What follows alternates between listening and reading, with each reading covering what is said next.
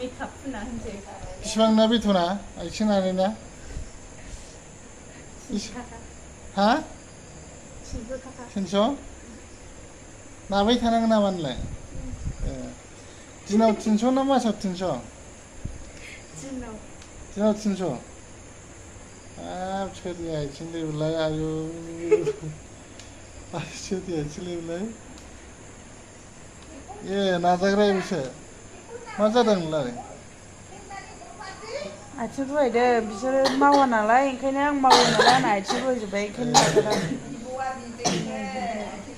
होद माबा रिल्स नायगासिनो आंबो ओरैहाय नागासिनो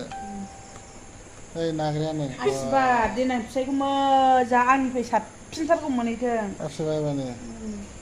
दे मोजां नादे नालाय